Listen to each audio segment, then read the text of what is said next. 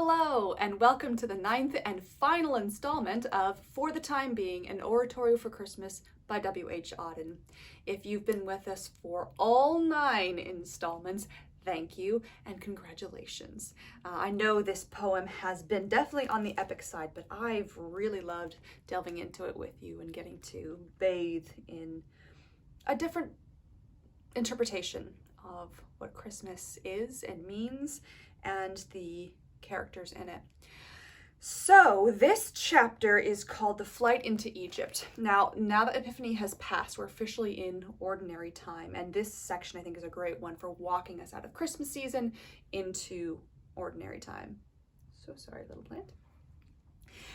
Now, if you remember from last week, Herod had sent his soldiers to Bethlehem and the surrounding area to basically kill all of the newborn boys under the age of 2, just because the wise men went to go seek the king and then didn't tell him where that king was. So he's trying to eliminate all threats to his power.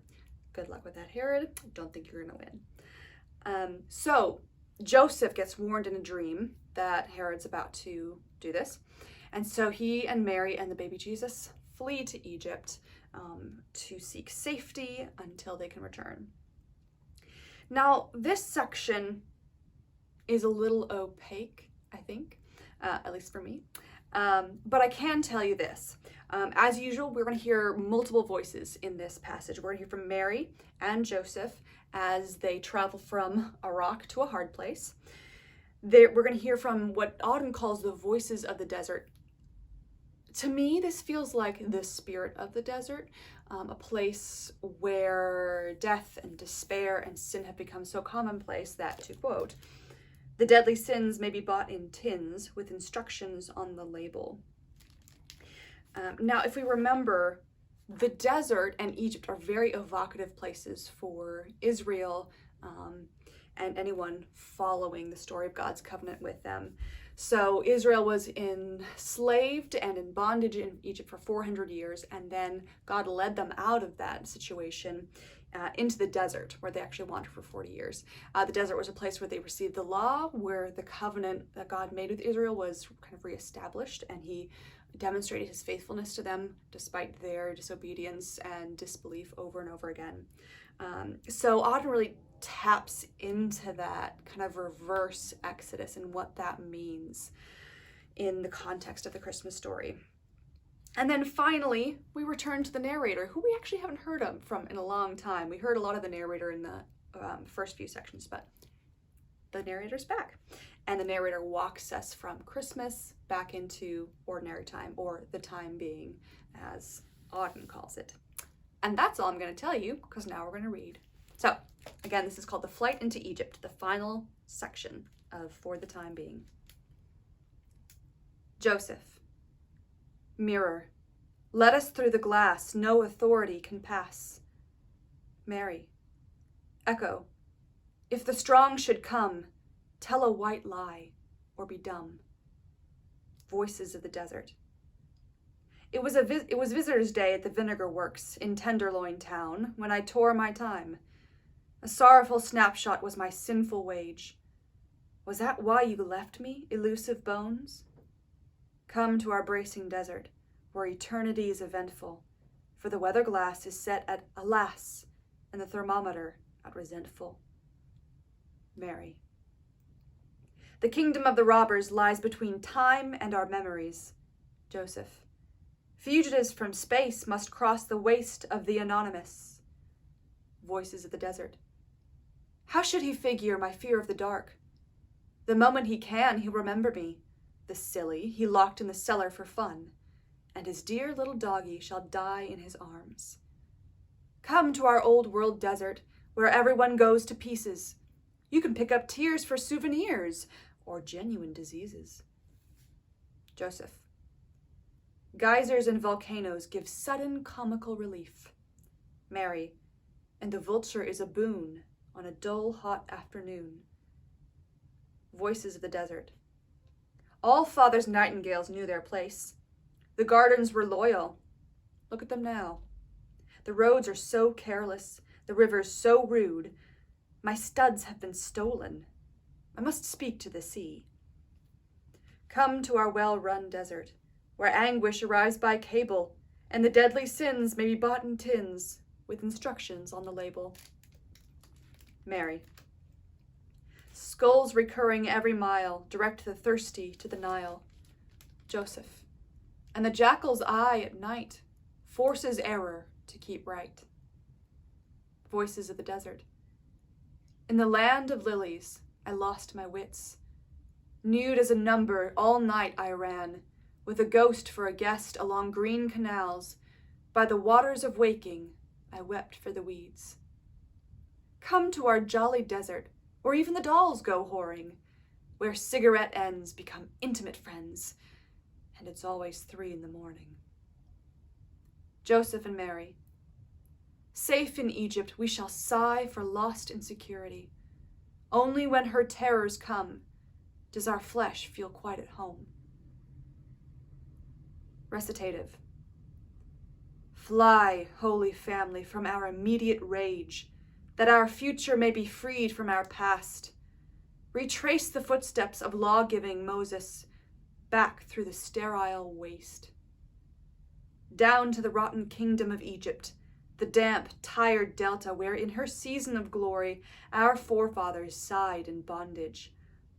Abscond with a child to the place that their children dare not revisit, to the time they do not care to remember.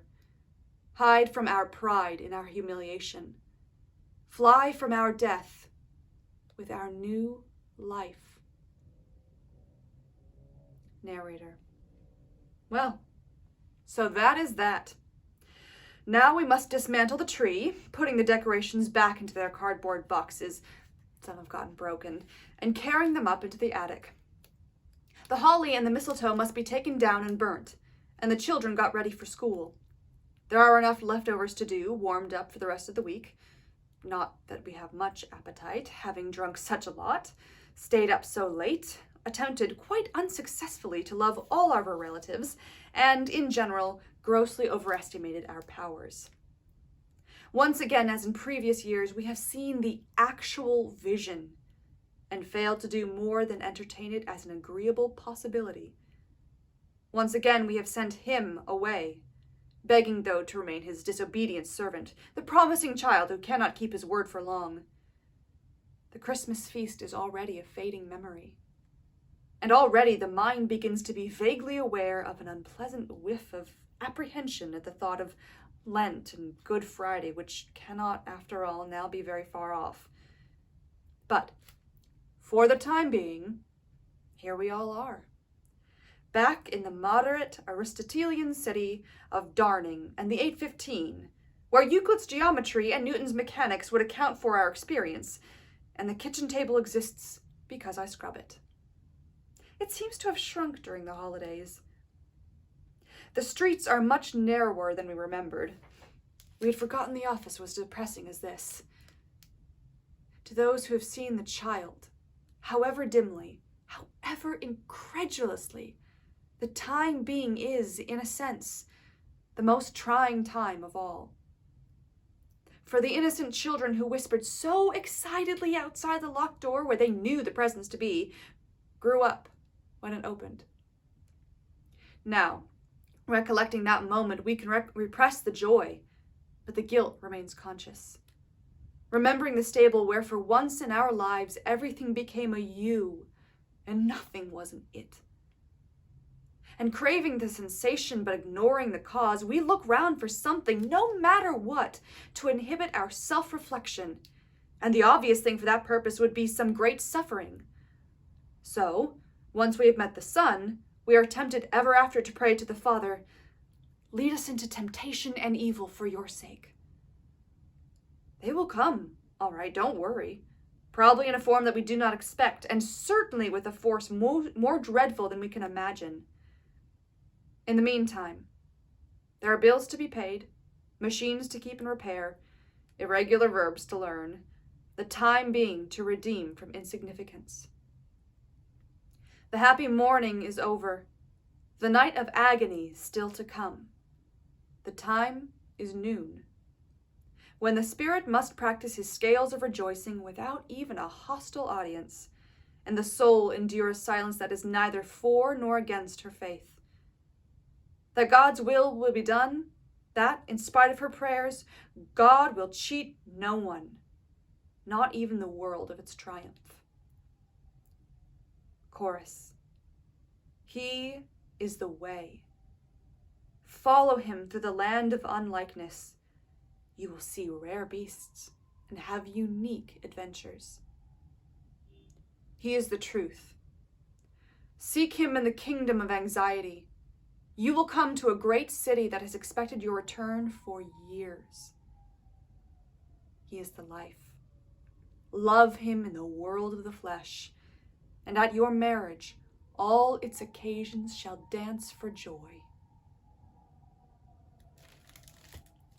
Well, friends, that is it. We have completed Auden's Oratorio for Christmas. And may I say, it has been an enlightenment and a pleasure. Thank you for joining us, either for this whole series or for part of it, or just for today or for 30 seconds. It's really been an honor to read through this great work with you all. And may you be blessed as you walk through ordinary time and live as best you can in the time being. Thanks for watching. Bye.